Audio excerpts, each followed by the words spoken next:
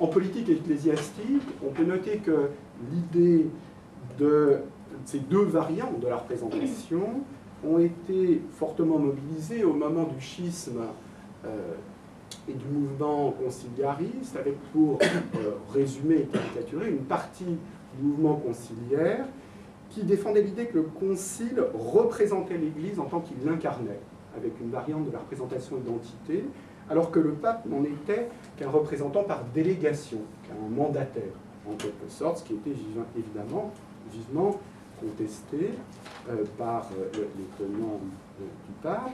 On peut d'ailleurs noter aussi, pour faire une allusion à Shakespeare qui a été cité, qu'à la même époque, certains défendaient l'idée que le Parlement d'Angleterre, je cite Richard Hooker, un philosophe de la période élisabéthaine, que le Parlement était l'incarnation de la nation, le Parlement d'Angleterre est le corps, the body, de l'ensemble du royaume, et donc décentrait l'incarnation du roi au Parlement.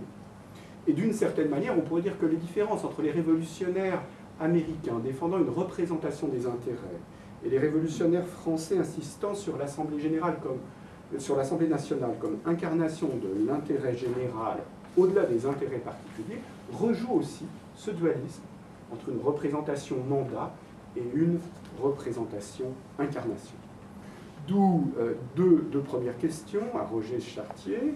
La première, est-ce que vous seriez prêt à accepter cette complexification de la trilogie en quadrilogie, en quelque sorte, à accepter cette opération qui consiste à se trouver un pendant symétrique à l'intérieur de la représentation politique entre les deux volets que vous distinguez très clairement dans la représentation type marin qu'un historien de l'art comme Marin peut mettre en avant. Entre d'un côté cette représentation mandat et cette représentation identité, pour parler en termes modernisés. Par ailleurs, est-ce que la mise à jour historique de polarité de longue durée, alors qui irait sans doute peut-être dans l'idée aussi d'une vision morphologique et pas simplement généalogique que vous évoquiez à la fin de votre intervention, n'amène-t-elle pas à relativiser les associations sémantiques du mot représentation dans les langues latines? Marin les noue extrêmement fortement. Ne convient-il pas, tout en gardant en tête les possibilités de cette liaison, ne convient-il pas aussi de prendre en compte leurs tensions, leurs différenciations et leurs oppositions possibles? Et puis je voudrais conclure en revenant à des thèmes dont je suis davantage spécialiste et qui concernent les mutations de la représentation politique contemporaine. Il me semble, et c'est là où j'aurais envie non pas dépayser, mais de repayser ces débats du Moyen-Âge ou de la modernité, est-ce que ces distinctions ne peuvent pas nous aider à penser des transformations actuelles, en prenant garde évidemment à la différence immense qui nous sépare de ces mondes révolus? Je voudrais en donner 3 exemples. Ne peut-on pas vous suivre? Il me semble qu'on peut vous suivre en insistant sur le fait que prendre en compte les représentations idéales symboliques, qu'elles soient transitives ou intransitives d'ailleurs, permet de mettre en lumière une dimension fondamentale de l'activité des représentants politiques élus, qui sont aujourd'hui nos représentants par excellence. Finalement, les bonnets carrés dont parlait Pascal se sont transformés, mais il me semble qu'ils n'ont pas disparu, que la mise en scène du pouvoir, la constitution d'une communauté imaginée, reste encore trop peu étudiée, conceptualisée, sans doute dans les disciplines du présent, en tout cas en France, puisqu'il y a une forte élaboration en Allemagne sur la notion de représentation symbolique qui est largement absente dans notre pays.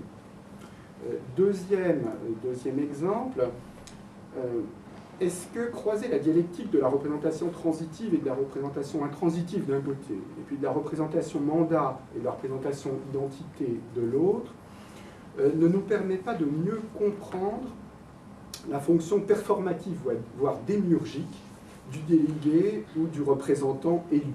Elle a été d'ailleurs fortement thématisée par Bourdieu dans son texte sur le fétichisme comme représentation politique, et puis dans un texte peu connu, qui est un de ses derniers textes, Les mystères du ministère.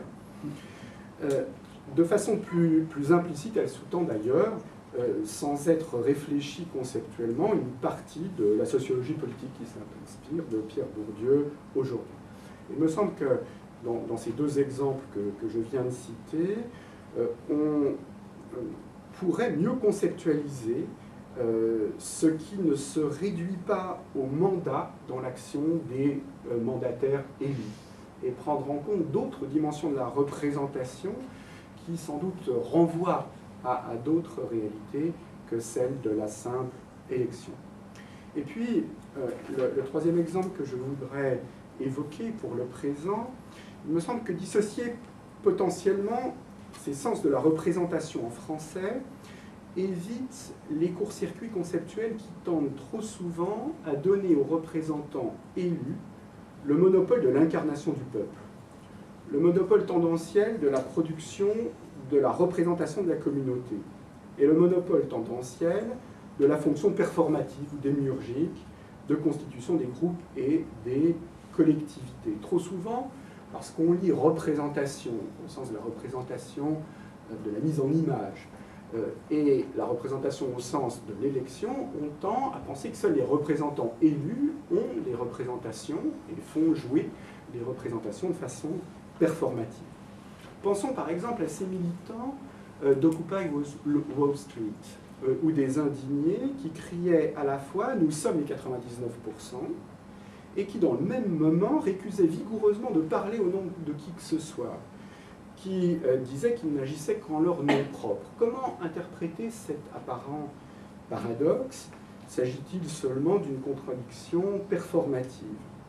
Ne faudrait-il pas plutôt voir ces manifestations comme un retournement anti-autoritaire de la représentation identité, de l'idée de la pars pro toto, cette partie qui représente le tout sans en avoir reçu aucun mandat, qui incarne la collectivité sans avoir été désignée par elle, se différencie bien sûr des représentations organicistes du passé.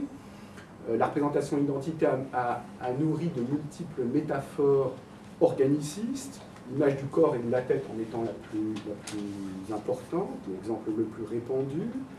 Avec la monarchie absolue, la tête avait tendu à absorber le corps.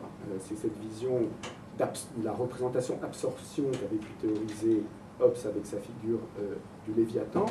Est-ce que finalement, avec des mouvements comme Occupy ou les Indignés, on n'a pas une partie qui incarne le tout, tout en étant d'une autre nature que celle du roi? Elle est composée de citoyens ordinaires qui sont représentatifs précisément en tant qu'ils sont ordinaires. Un petit peu comme dans le pop art où on avait ces figures qui étaient représentées, qui pouvaient être représentées, réutilisées à l'infini, on a des mèmes qui peuvent apparaître dans des lieux très différents et qui pourtant sont tout un chacun,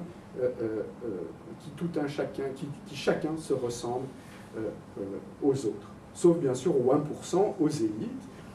N'est-ce pas finalement aussi dans ces retournements autoritaires de la représentation qu'il s'agit aussi d'analyser et qui peuvent être travaillés. Merci.